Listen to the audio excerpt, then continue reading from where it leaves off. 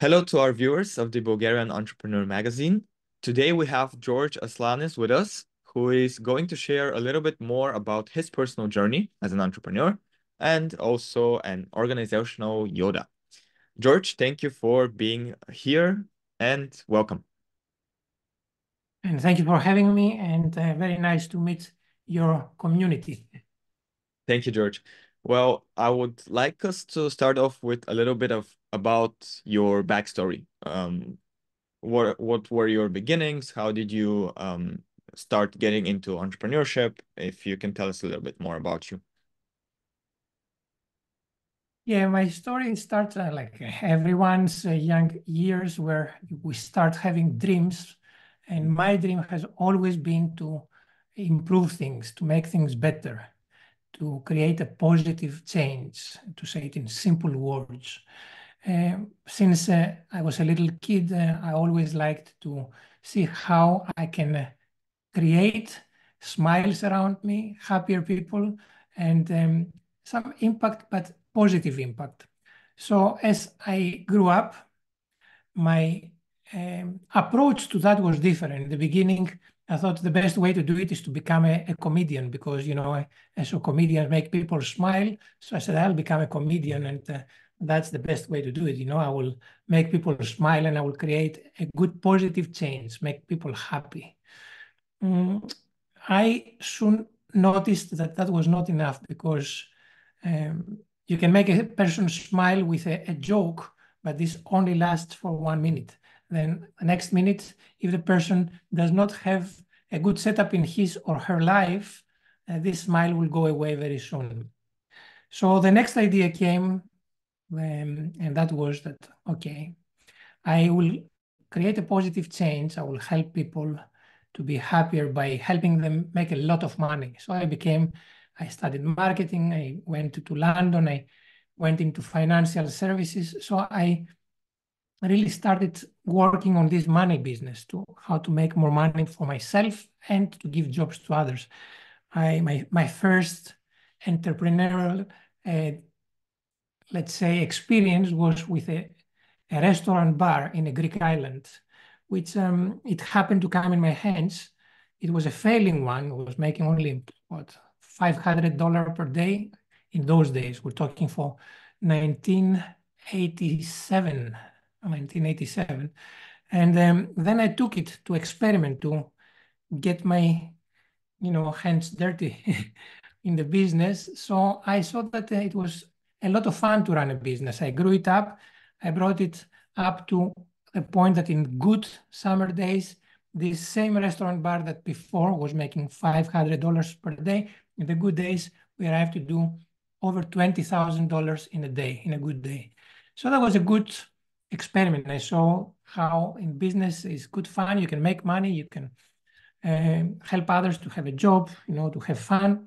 But I noticed that I didn't like this way of making money. I didn't like making money with a bar, etc. So I became a financial consultant. And there I said, okay, this is how I'm going to create positive change. People want money. I will help them to make a lot of money. And that's the way it is. In a few years, I noticed that was not enough either. So the people I was helping to make money, they were not always happy. Sometimes the more money I was making for them, the more grim they were in their face. So I saw there was different factors in their life that were determining their happiness and the positive change I always wanted to create. To cut it short, I did find that the way that I could really influence my environment and to pursue my purpose, to create positive change, was to help change people's mindset. These are big words, $1 million word, mindset. And many people chew it like a chewing gum. Mindset, make seminars, make YouTube videos about mindset.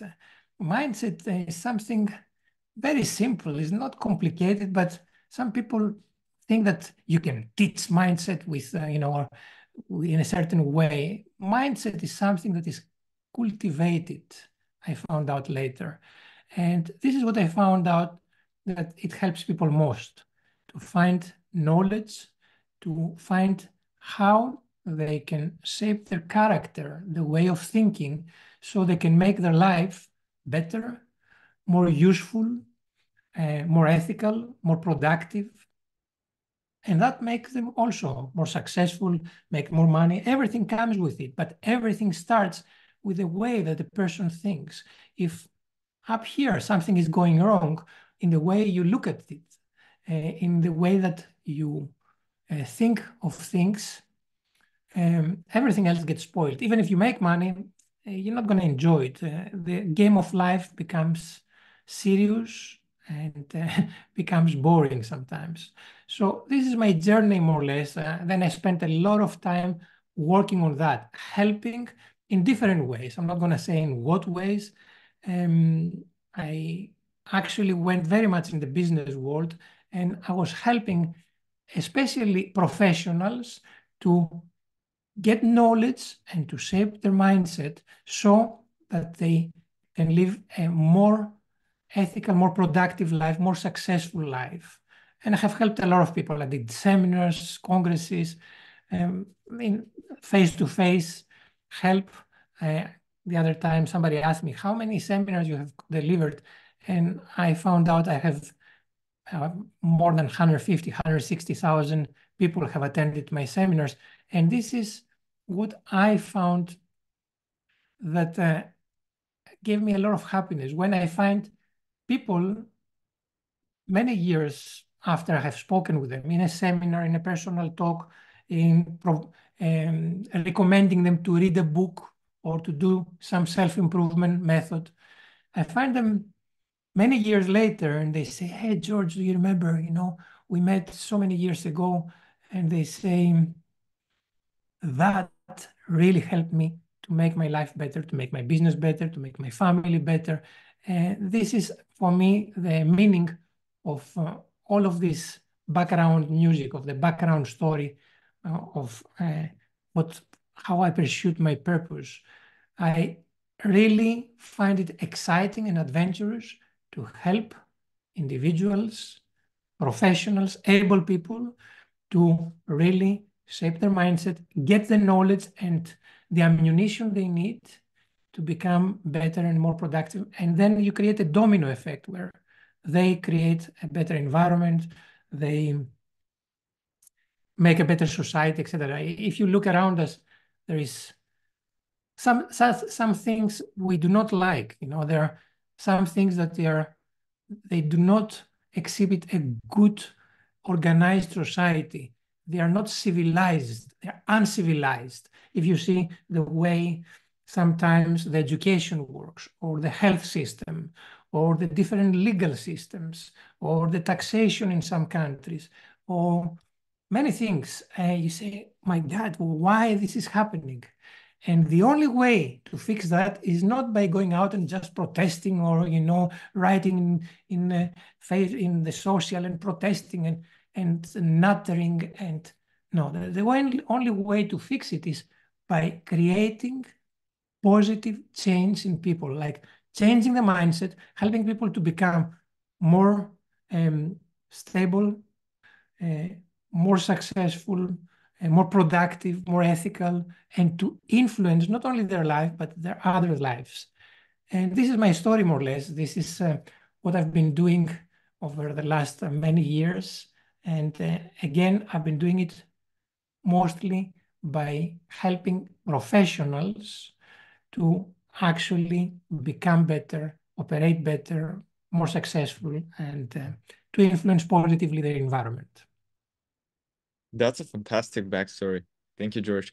I would like to finish off with maybe if you could share a little bit more about if a person is interested in working with you, how they can do that, and what should they expect when jumping into a joint venture with you. How does it look like?